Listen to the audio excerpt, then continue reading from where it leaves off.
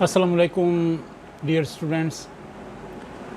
आज फिर हम ये आपके सामने ये बेसिक हमारा अल्लामा इकबाल ओपन यूनिवर्सिटी का एक कोड है 6508। इसके ऊपर पहले मैंने 3 वीडियोस बनाई हैं, तो इसके अंदर से कुछ टॉपिक रहते थे, तो मैंने कहा कि इनके उन टॉपिक्स को भी टच किया जाए, क्योंकि स्टूडेंट्स जो है वो मुझे कमेंट्स के अंदर लिख रहे थे कि जनाब आप इसके ऊपर मज़ीद जो इसके बाकी टॉपिक्स हैं उनको डिस्कस कीजिए। तो मैं इसी सिलसिले में आज आया हूँ इसी के ऊपर। तो ये आप ज़रा देख लीजिए। आज जो हमारा जो इसका टॉपिक होगा वो method and approach, the difference between method and approach, इसके ऊपर हम जाएंगे। तो हमारा पेज है 74, तो मैं आपको सीधा पेज 74 पे लेके चलता हूँ। तो वहाँ पे हम इसको देखेंगे कि हम इस बुक के अंदर, ये देखिए जी, टीचिंग मेथड्स के अंदर हमारे पास जो मेन सबसे पहले ऑब्जेक्टिव्स आ जाएंगे, फिर difference between method and approach. तो डियर स्टूडेंट्स, आज जो मेरा फोकस होगा वो इसी पॉइंट पे होगा कि what is the difference between method and approach. ये एक कंफ्यूजिंग पॉइंट है, ये कंफ्यूजिंग टॉपिक है, लेकिन मैं कोशिश करूँगा कि मैं आपके सामने इसको वंस फॉर ऑल क्लैरिफाई कर लूँ कि किस तरीके से डिफरेंस हम इसका बना सकते हैं अपने जहन के अंदर कि मेथड और अप्रोच के अंदर क्या डिफरेंस है। तो ये आइए मैं इसको सीधा आगे लेके चलता हूँ मेथड के ऊपर, ताकि अच्छा, अब after studying the unit we will be able to differentiate between method and approach of teaching language, to be aware of the principle of teaching English as a second language। लेकिन आज हमारा topic definitely point number 1 पे है। ये cursor आप देख लीजिए, तो पॉइंट नंबर 1 के ऊपर है, to differentiate between method and approach. सीधा चलते हैं जी मेथड पे।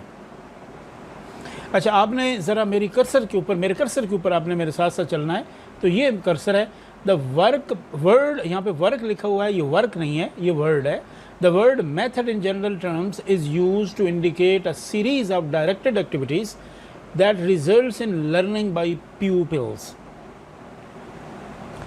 दोबारा पढ़ लेते हैं। The word method in general terms is use to indicate a series of directed activities, यानी इसका मतलब यहाँ से ये नज़र आ रहा है कि मेथड के अंदर एक सीक्वेंस है। जो भी आप स्टेप बाय स्टेप काम करते हैं उसको अगर आप एक्टिविटी के ले लें, एक काम जो आपने काम शुरू किया है उसको कंप्लीट करने के लिए, तो जो भी आप उसके अंदर गाइडलाइन देते हैं या आप गाइडलाइन फॉलो करते हैं, स्टेप बाय स्टेप आप सीक्वेंस के साथ चलते हैं उस काम को पाए तकमील तक पहुंचाने के लिए, तो ये चीज़ है मेथड।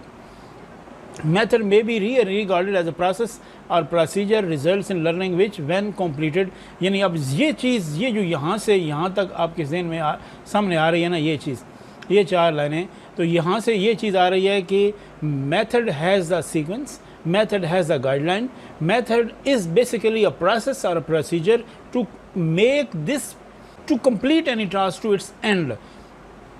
तो ये जहन आपने ये चीज़ जहन में रखनी है। अच्छा, अब ये आपके सामने पॉइंट आ रहा है, it is planned effort, it has established sequence, यानी आपने एक बाकायदा मनसूबबंदी की एक काम करने की, आपने एक एस्टेब्लिश इसकी तरतीब है 1 2 3 4 फॉर्म के अंदर। It has established relationship between different parts, it is a way of inducing interactions between the subject matter and the students. तो थोड़ा सा कन्फ्यूजन आ रही है, आप परेशान न होइएगा, मैं इसको क्लियर करूँगा।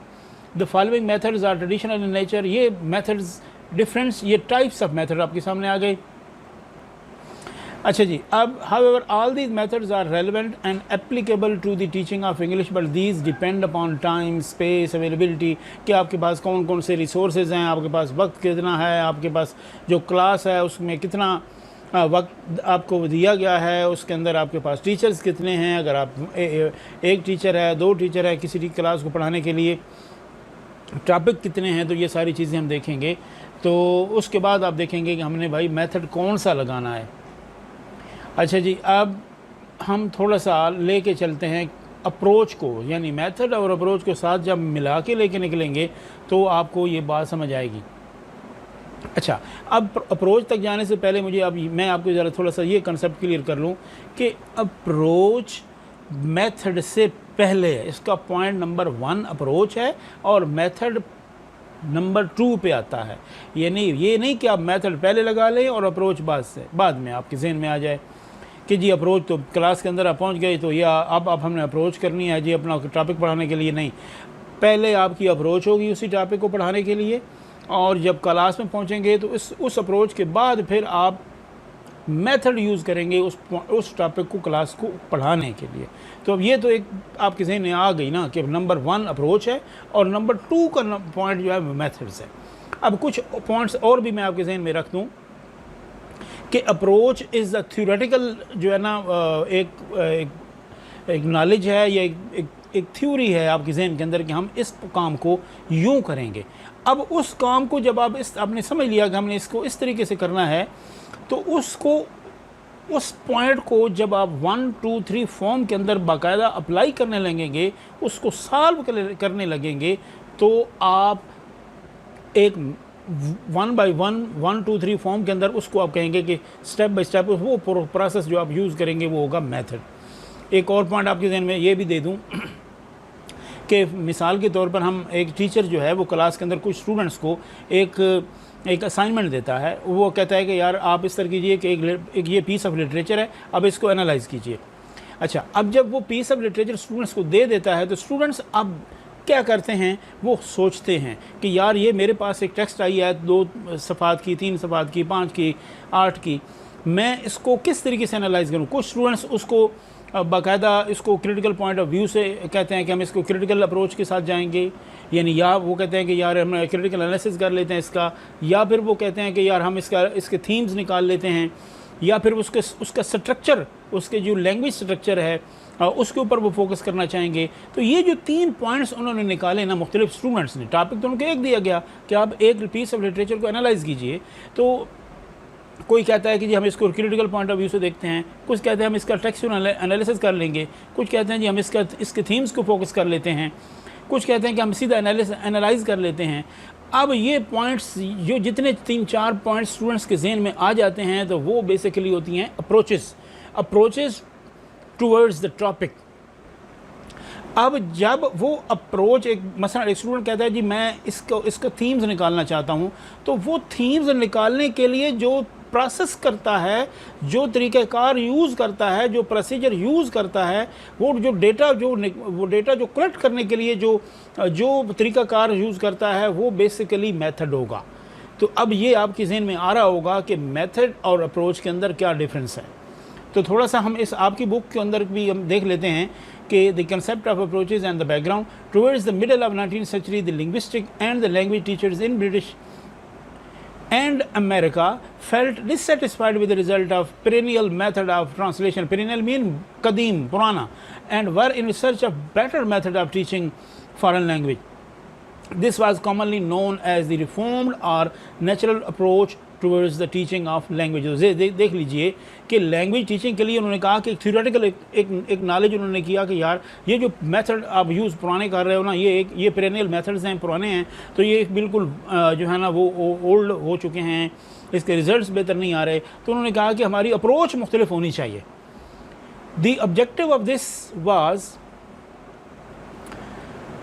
to evolve a method of teaching the foreign language, for example in the case English, which should approach in principle and practice as far as possible within limitation of the classroom the manner in which a child learns its mother tongue. Various kinds of experiments were made with the objective in view. All these new reforms approaches had two things in common: to think in the language and to speak it with correct pronunciation. तो ये मुख्तलिफ approaches थी। अब ये देखिए, to think in language यानी एक बच्चे को उसी लैंग्वेज के अंदर सोचना सिखाना। ये नहीं कि मतलब एक स्टूडेंट है who has the target to speak a targeted language, suppose a foreign language, suppose a language, the target language is English. तो इसका मेन पॉइंट ये है कि अगर वो उर्दू बोलने वाला है या पंजाबी बोलने वाला है या और उसको बोलनी टारगेटेड लैंग्वेज इंग्लिश है, तो वो कहते हैं कि होना ये चाहिए views, all his point of views should come in his mind in English. तो एक बात वो सोचे इंग्लिश में, and to speak with correct, और जब वो सोच के बोले, whenever the students should think in English, and he then whenever he speaks he should speak in correct pronunciation। अच्छा, अब जो करेक्ट प्रोनाउंसिएशन के साथ वो बोलेगा, ये दो पॉइंट्स, ये दो अप्रोचेस थी उनकी।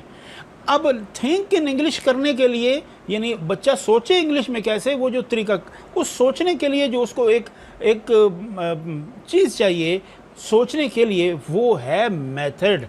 वो किस मेथड, वो कौन सा मेथड यूज़ करेगा, कि वो कौन सी एक्टिविटीज़ क्लासरूम के अंदर लगाएगा 1 2 3 फॉर्म के अंदर, कि स्टूडेंट को वो एक्टिविटी करवा के वो लैंग्वेज सोचने पे मजबूर कर दे। तो अब आपके सामने आ रहा होगा कि अप्रोच और मेथड के अंदर क्या डिफरेंस है। In English, if English is not taught effectively in our class, in our schools, it is due to the tact that the above basic considerations are not taken in view in the teaching of English, and these are thought ideal objectives by the teacher. Consequently, the learning of English language is not based on sound lines. Expressions does not come automatic, and pronunciation is terribly deteriorated day by day. तो ये वो कहते हैं कि ये सारी चीज़ें हमारे सामने आ रही हैं। The approach concept was translated first into the natural approach and then into the direct approach or method. अब देखिए कि हमारी एक नेचुरल अप्रोच वो कहते हैं कि होनी चाहिए, कि जिस तरह बच्चा दुनिया में आता है, अगर वो पश्तो एक माहौल के अंदर वो 2-3 साल बच्चा दुनिया में आया और 2-3 साल अपनी ऐसे माहौल में रहा जहाँ पे पश्तो स्पीकिंग थी, या जहाँ पे पंजाबी स्पीकिंग थी, या जहाँ पे उर्दू स्पीकिंग थी, तो वो कहते हैं कि अप्रोच क्या होनी चाहिए, कि नेचुरल अप्रोच होना चाहिए, कि child the same language which he hears through out the period, यानी 2-3 साल के बाद जब बच्चा बोलने लगता है तो वो वही लैंग्वेज बोलता है जो वो लैंग्वेज सुनता है। तो ये हो नहीं सकता कि एक बच्चा पश्तो लैंग्वेज 2-3 साल सुनता रहे और जब वो बोले तो वो आप कहेंगे वो इंग्लिश बोले, या वो इंग्लिश लफ्ज़ सुनता रहे, इंग्लिश की सारी लैंग्वेज सुनता रहे, और जब वो बोले तो आप कहेंगे ये उर्दू बोलना शुरू कर दे। तो कहते हैं कि नेचुरल सुनता है वही बच्चा बोलता है, तो ज़्यादा से ज़्यादा उसको सुनाएं, ज़्यादा से ज़्यादा वही लैंग्वेज उसको सिखाएं। तो ये बेसिकली अप्रोचेज़ हैं। अब बच्चे को सुनाना है तो वो किस प्रोसेस के साथ सुनाना है, आपने कौन सी स्पीचेस सुनानी है, 2 मिनट की स्पीच होगी, 3 मिनट की स्पीच होगी, वो जो स्पीच होगी वो किस फ्रीक्वेंसी के साथ उसको सुनानी है, वो कब सुनानी है, वो स्टेप्स डिवाइस करना, वो मेथड होगा।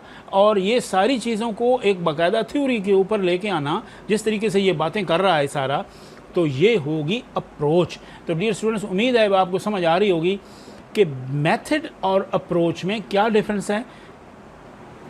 तो अगर